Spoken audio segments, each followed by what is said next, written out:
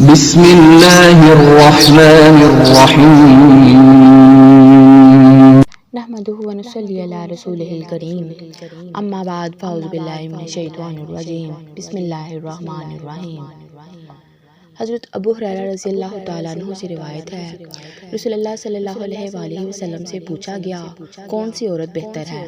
آپ علیہ الصلوۃ والسلام نے فرمایا وہ عورت کہ جب خاوند اسے دیکھے تو وہ اسے خوش کر دے اور جب اسے کوئی حکم دے تو وہ اس کی اطاعت کرے اور اپنے نفس اور مال میں اس کی مخالفت نہ کرے جسے وہ ناپسند کرتا ہو۔ ایک خاتون آئی کہ میری شادی ہو رہی ہے، میرے اوپر میرے خاوند کا کیا حق ہے؟ تو آپ علیہ الصلوۃ والسلام نے ارشاد فرمایا، تیرے خاوند کے جسم پر پیپ سے بھرے زخم ہوں اور تو اپنی زبان سے چاٹ چاٹ کر زخم صاف کرے تو نے اپنے خاوند کا حق ادا نہیں کیا۔ اور خاوند کو سمجھایا کہ سب سے بہترین مسلمان وہ ہے جو بیوی سے اچھا سلوک کرتا ہے اور میرا اپنی بیویوں کے ساتھ سب سے اچھا سلوک ہے۔ آپ علیہ الصلوۃ والسلام نے ہمیں معاشرت سکھائی۔ جب آقا علیہ الصلوۃ والسلام نے عورت سے متعلق تعلیمات فرمائیں تو آپ کے صحابہ کرام نے ان پر عمل کرنے کا حق ادا کر دیا۔ حضرت عمر رضی اللہ تعالیٰ عنہ اپنی طبیعت کی وجہ سے سخت مزاج تھے مگر اہل خانہ کے ساتھ بہت پیار محبت سے رہتے تھے۔ ایک دن ایک شخص اپنی بیوی کی وجہ سے بہت دکھی تھا، چاہتا تھا کہ مجھے اجازت ملے اور میں بیوی کو 2-4 جوتے لگا دوں۔ چنانچہ وہ شخص حضرت عمر رضی اللہ تعالیٰ عنہ کے پاس اپنی بیوی کی بد اخلاقی کی شکایت کرنے کے لیے آیا۔ حضرت عمر رضی اللہ عنہ نے اس کی بات سنی اور فرمایا، دیکھو یہ میری بیوی ہے، یہ میرے لیے کھانے پکانے والی خانسامہ کی مانند ہے، میرے لیے روٹی بناتی ہے، میرے کپڑے دھونے والی دھوبن ہے، میرے بچوں کو دودھ پلانے والی ہے اور وہ میرے دل کو سکون دیتی ہے۔ میں اس کی وجہ سے حرام کاموں سے بچ جاتا ہوں، اس لیے ان سے درگزر کیا کرو۔ حضرت انس رضی اللہ تعالیٰ عنہ کہتے ہیں کہ رسول کریم صلی اللہ علیہ وآلہ وسلم نے فرمایا، جس عورت نے اپنی پاکی کے دنوں میں پابندی کے ساتھ 5 وقت کی نماز پڑھی، رمضان کے روزے رکھے، اپنی شرمگاہ کی حفاظت کی اور اپنے خاوند کی فرما برداری کی تو اس عورت کے لیے یہ بشارت ہے کہ وہ جس دروازے سے چاہے جنت میں داخل ہو جائے۔ سبحان اللہ۔ حضرت ابن عباس رضی اللہ تعالیٰ عنہ فرماتے ہیں کہ نبی کریم صلی اللہ علیہ وآلہ وسلم نے فرمایا، مجھے دوزخ دکھلائی گئی تو اس میں زیادہ تر عورتیں تھیں جو کفر کرتی تھیں۔ کہا گیا یا رسول اللہ صلی اللہ علیہ وآلہ وسلم، کیا وہ اللہ کے ساتھ کفر کرتی ہیں؟ آپ علیہ الصلوۃ والسلام نے فرمایا کہ خاوند کی ناشکری کرتی ہیں اور احسان کی ناشکری کرتی ہیں۔ اگر تم عمر بھر ان میں سے کسی کے ساتھ احسان کرتے رہو پھر تمہاری طرف سے کوئی کبھی ان کے خیال میں ناگواری کی بات ہو جائے تو فوراً کہہ اٹھے گی کہ میں نے کبھی بھی تجھ سے کوئی بھلائی نہیں دیکھی۔ پہلا بنیادی رشتہ خاوند اور بیوی ہے اور آخری رشتہ بھی خاوند اور بیوی ہے۔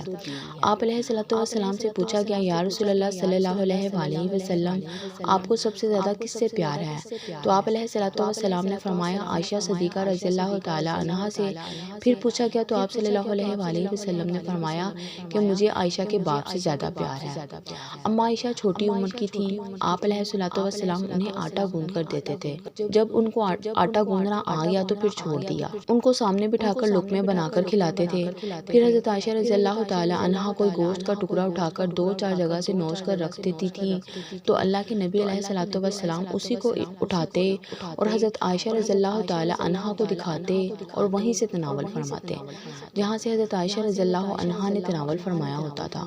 اور اسی طرح حضرت عائشہ ایک گلاس اٹھاتی اور اس میں سے پانی پیتی تو حضور علیہ الصلوۃ والسلام وہی گلاس اٹھاتے اور وہیں سے پانی پیتے جہاں حضرت عائشہ کے ہونٹ لگے ہوتے۔ یہ سب میرے نبی علیہ الصلوۃ والسلام کی معاشرت ہے، یہ میرے آقا کی زندگی ہے۔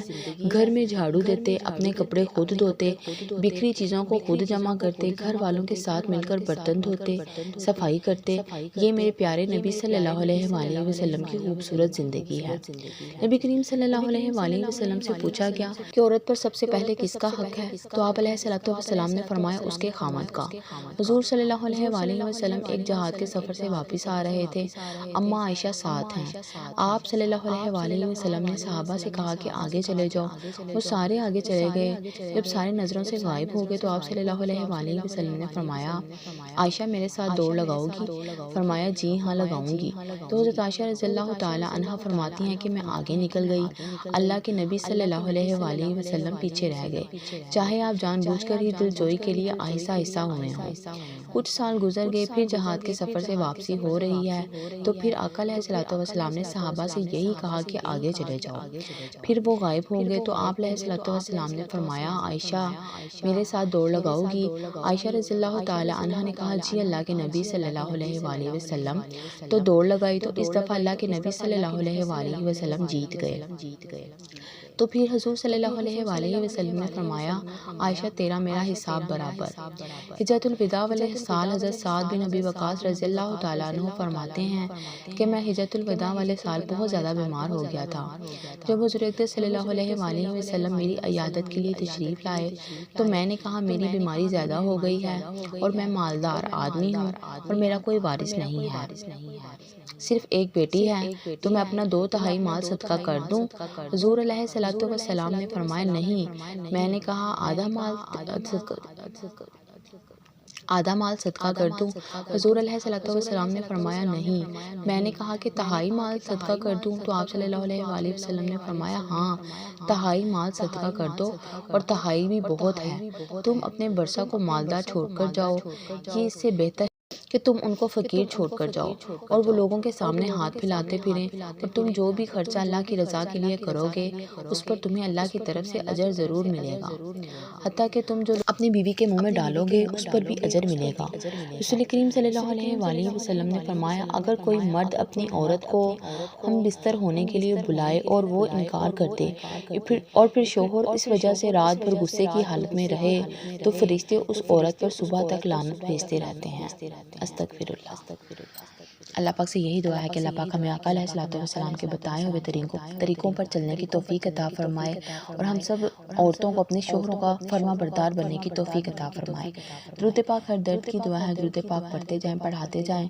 اللہ پاک آپ سب کو اپنے حفظ و ایمان میں رکھے۔ وما علینا الا البلاغ المبین۔